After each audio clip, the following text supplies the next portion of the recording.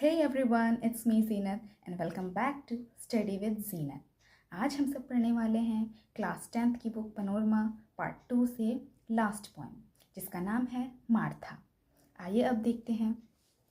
Martha poem को Walter डेलामेयर ने लिखा है। किसी भी पोएम या फिर प्रोज वाले सेक्शन में ऑथर और पोएट जो है बहुत इंपॉर्टेंट हो जाता है, क्योंकि हमारे क्वेश्चंस में डायरेक्टली पूछ दिया जाता है ऑथर के बारे में, या फिर जब हम समरी लिखते हैं उसका तो फिर ऑथर के बारे में मेंशन करते हैं, तो वो बहुत ज़्यादा इफ़ेक्टिव हो जाता है वो आंसर। ठीक है, तो चलिए देखते हैं वाल्टर डेलामेयर के बारे में।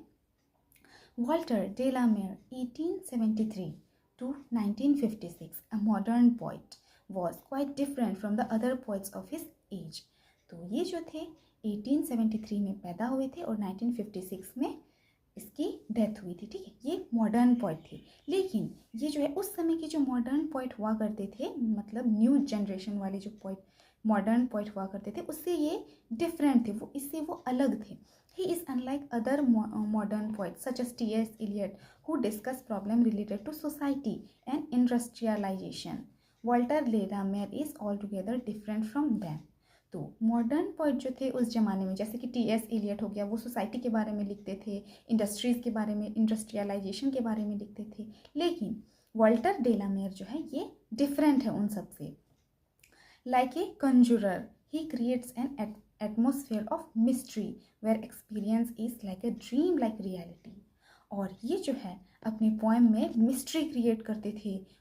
कॉन्जरर मीन्स होता है वो इतने अमेज टाइप से स्टोरी लिखते हैं, पोएम लिखते हैं कि ऑडियंस को जो है अमेज्ड कर देते हैं, वो एकदम यूनिक टाइप से लिखते हैं। और उसका जो पोएम रहता है वो रियलिटी, जैसे कि अब सपना देखते हैं ना, तो वो भी एक रियलिटी लगता है, हकीकत लगने लगता है। और मिस्ट्री रहते हैं उसके पोएम में, बहुत सारी चीज़ें रहती है। तो देखते हैं आगे क्या होने वाला है। Among his poems the listener, the scarecrow and Arabia are worth mentioning. और ये सब जो पोएम है, कुछ पोएम मेंशन है, तो ये सब बहुत ज़्यादा इंपॉर्टेंट पोएम रहे हैं इनके। ये कविता जो है मार्था एक लेडी है जो कि ऑथर को, इस पोइट को कहानी सुनाती है बचपन में कभी भी। ठीक, उसकी यादों में ये पोएम लिखा है। Once upon a time, inverted comma में बंद है। ठीक, तो इसका मतलब होता है किसी की कही गई बातों को एज इट इज़ रख देना। तो वंस अपॉन ए टाइम, कोई भी over and over again means हमेशा जो है इसी वर्ड से स्टार्ट होता है कि किसी ज़माने की बात है, किसी समय की बात है। जब भी हमारे पेरेंट्स हमें कहानियाँ सुनाते थे तो यही कहते थे किसी ज़माने की बात है, एक राजा एक रानी हुआ करती थी। ठीक है, तो इसी बात से वो स्टार्ट करती थी lady Martha. Martha would tell us her stories in the hazel glen. और मार्था जो थी वो कहानियाँ सुनाती थी, बहुत प्यारी प्यारी कहानियाँ सुनाती थी।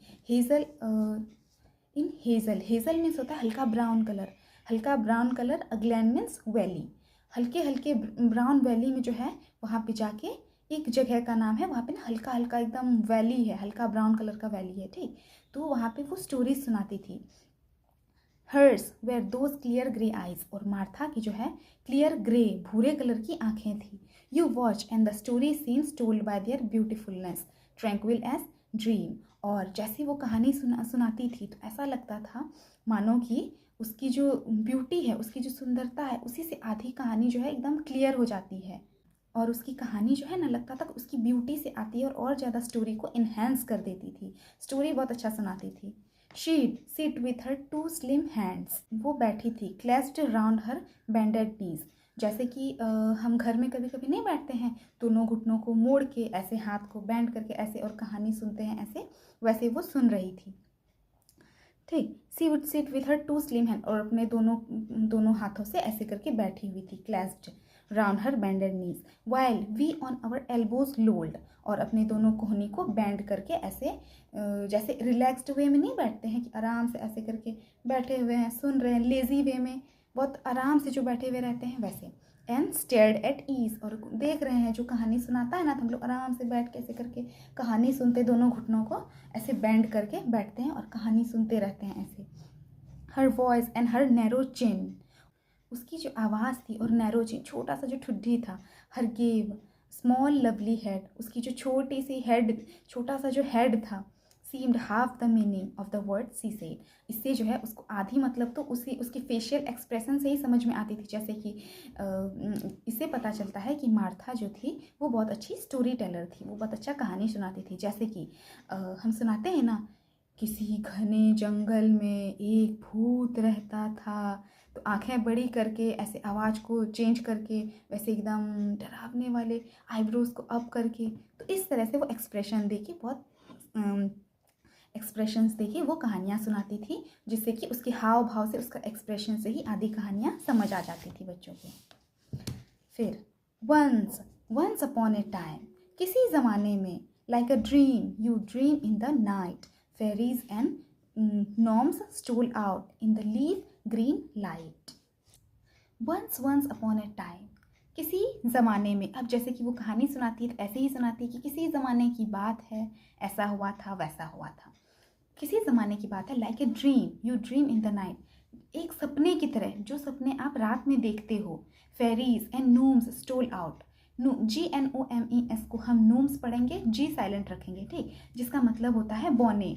जो हम परियों का कहानी जब पढ़ते हैं ना, मैं तो खूब पढ़ती हूँ, पता नहीं आप सब तो जंजी वाले ज़माने के हो, तो आप सब फेरी टेल्स पढ़ते हो कि नहीं। मुझे तो परियों की कहानी बहुत पसंद है। परियां जब निकलती है तो उसके साथ बौने भी निकलते हैं। बौने छोटे छोटे रहते हैं, कैरेक्टर, अलग अलग कैरेक्टर रहते हैं।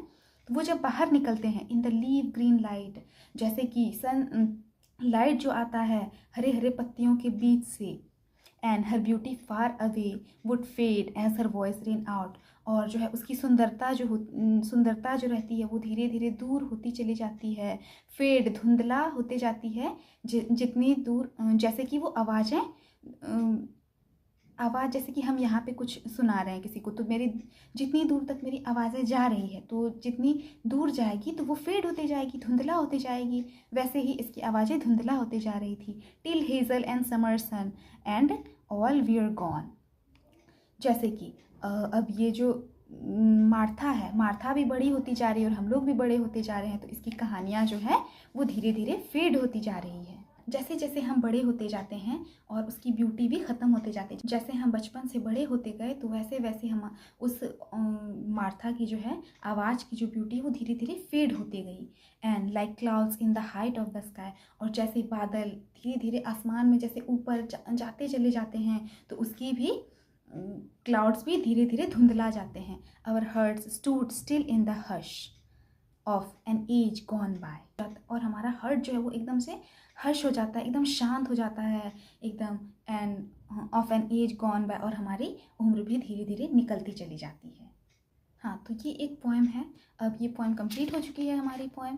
तो इस पोएम में जनरली एक मार्था के बारे में ऑथर जो है बता रहे हैं कि एक लेडी थी जो उसको बचपन में कहानियाँ सुनाया करती थी, और उसके हाव भाव से, उसके एक्सप्रेशन से आधी कहानियाँ समझ में आ जाया करती थी, क्योंकि वो बहुत अच्छी स्टोरी टेलर हुआ करती थी। और जैसे जैसे वो लोग बड़े होते गए, जैसे जैसे ऑथर बड़े होते गए, तो उसकी आवाज़, वो जो कहानी सुनाती है, तो वो भी धुंधला होते जाती है। जैसे कि आसमान में बादल दूर चले जाते हैं तो धुंधला नहीं होती है, वैसे ही उसकी आवाज़ें भी धुंधली होती जा रही है इस ऑथर के लिए। और हमारा दिल जो है एकदम शांत हो जाता है, और हमारी उम्र भी निकलती चली जाती है। तो यही हमारा पोएम यहाँ पे ख़त्म हुआ। अगर आपको हमारा पोएम पसंद आया है तो do like, share and subscribe to my channel. Bye bye, मिलते हैं नेक्स्ट वीडियो में।